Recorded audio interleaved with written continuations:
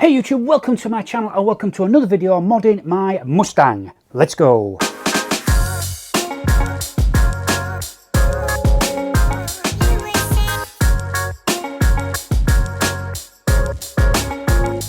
For more videos like this, don't forget to subscribe to my channel. If you like this particular video, give me the thumbs up and drop me a comment down below. Give me some suggestions of what you think I should do modding my Mustang. Let's get into it. So in this video, there's a few mods that I want to do to my Mustang.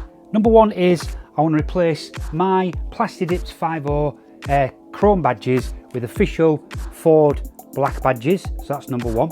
Number two is, since I've got wheel spacers fitted to the car, then I need some of these Splashguards to stop the mud and rock chips going back now, because the wheel being just out slightly could flick some stones and mud back and scratch the bodywork. So these are going to go on. And last but not least, I want to talk to you about this, which is a Tracker Nano, and it's been sent to me by the insurance company. So I'm going to tell you about that a little later in the video. So why am I doing the 5.0 badges, I hear you ask? Did the Plasti-Dip fail? Well, yes and no.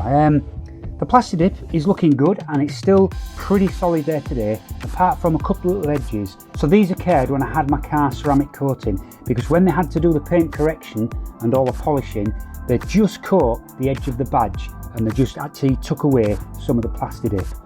So I thought, well, as I've got to do them again, I'd already bought these badges ages ago when I got the car, to be honest.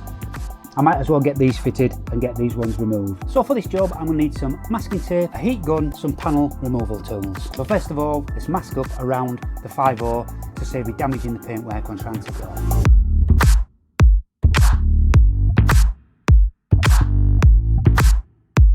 Okay, let's now heat it up with the heat gun to try and loosen the glue before we try and prise it off. And now let's prise.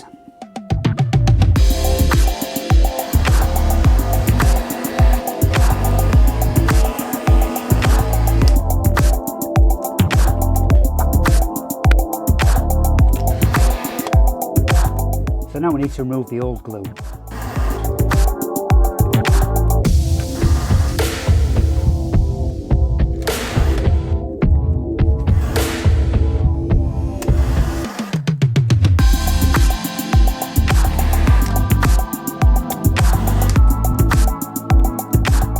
I'm going to try a bit of isopropyl alcohol.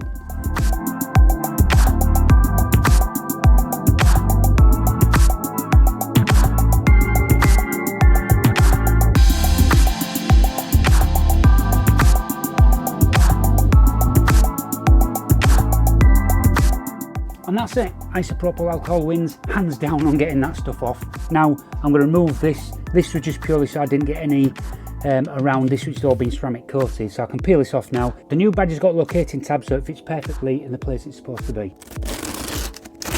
So the badges are handed because you've got a tab and a hole that need to locate into the slot and the hole on the bodywork. So yeah, it's got the backing paper.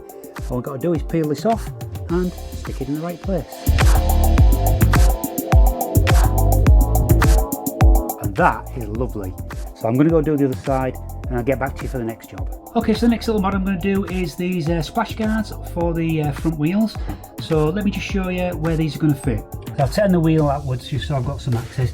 If you see these three fasteners here, now this comes with the three holes which matches exactly with those fasteners. So we're going to pop those fasteners out and we're going to put that in like that. And then what you also get is you get a little clip to allow you to clip that at the top. Now what I'm looking at here is, I've seen other people's where they clip them but it kind of leaves a gap there. So what I'm going to do is I'm going to use my heat gun. I'm going to see if I can put a curve into this like that, and then it'll hold itself in that position naturally.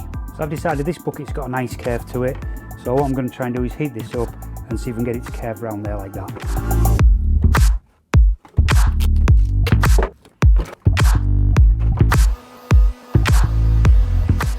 Now let's let them both cool down and then we'll see what we've got.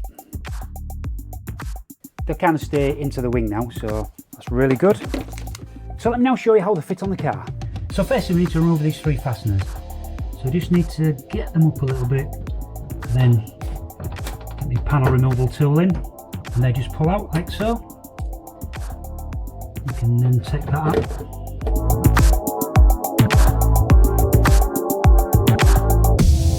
And that's them three out. So you just need to pull the pin out, because when you push that pin in, it spreads that and makes it tighter in the shaft there.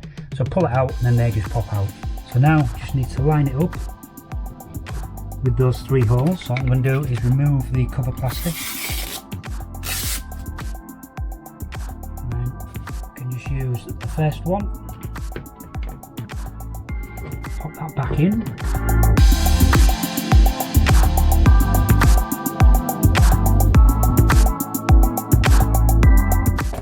Right, well, I've just noticed there's two big ones of these, which are the two bottom ones, and the smaller one, which is the top one. Okay, so make sure the small one goes back in the top. That's why I couldn't get in. Okay, once you've got those in line, then press the main pin back in.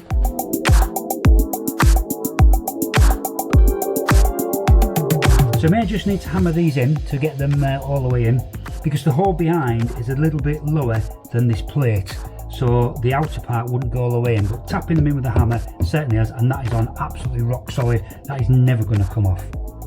So now this bit up here, now it's got the curve to it, then we just need to clip it onto this bit here. What you get supplied is two silver clips.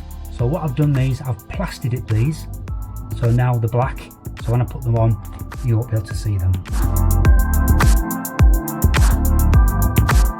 And that fits nicely, so let me just show you. So from the outside it lines up perfectly now. Now I'll give it a curve, natural curve, so it's sitting with the body, which is fantastic. Nice and tight there. This clip locks in lovely at the top, and yep, that's it. So from here you can see now you've got a bit of splash guard to stop this bit here getting damaged by rock chips. I'll do the other side and then it's on to the next job. So that's those both installed successfully, and that brings me on to our last job, which is to install this. Now this is a Tracker Nano, and I just find it very interesting for the fact that this was supplied to me by my insurance company. So what happened was, when I came to renew my insurance on my Mustang, every quote I was getting said that I had to have a tracker fitted. Now, yeah, trackers are great things, but in the UK, these are going to cost about £400 to install, and then it's about £150 subscription per year. Now, this car very rarely is out of my sight. It's in a locked garage, which is alarmed, motion detector alarmed, and cameras on it. I've got 3 cameras around here, so you'd have to get past all 3 to get to the car. Whenever I go anywhere, I'm usually not far away from the car, so I go to shows and things like that. So to be honest, I don't really need a tracker on this car because it's never really out of my sight. But the insurance won't touch me without it, apart from one of them.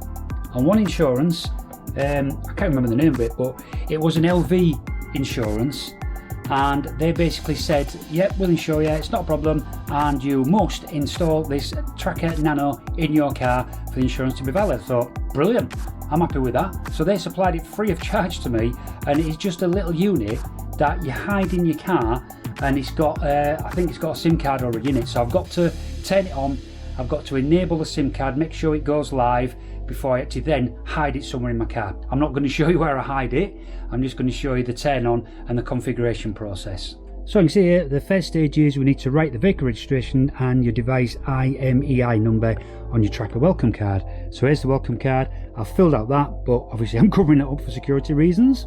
Next, we've got to make sure that the Tracker Nano has line of sight so it can acquire GPS signal, and now we need to use a pin and we need to turn it on with a toggle switch in there. Let me get a pin and let me see if I can turn that on. So here we go, I've got a pointy thing, so let's turn it on. Oop. So what's supposed to happen is a red light, oh there you go, we've been to flash.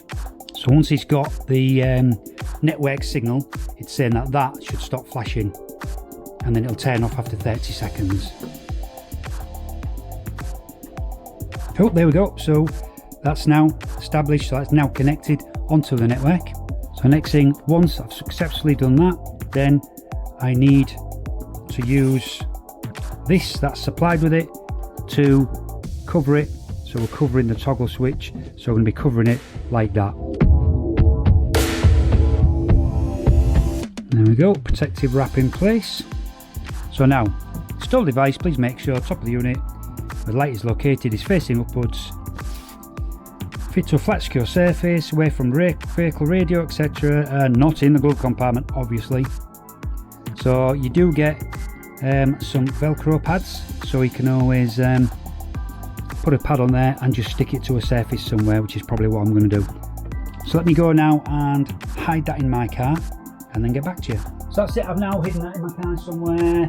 I'm not telling you guys where, and that's all installed. So now I've just got to go online and register it, and then job done. I mean, insurance starts end of the month, so that's brilliant. I've got a tracker in this car now, so if it gets stolen, insurance can find it. Fantastic. So that's it guys, just a few little jobs on the car there, so that's made it even better with just some tiny little mods that really do make a difference.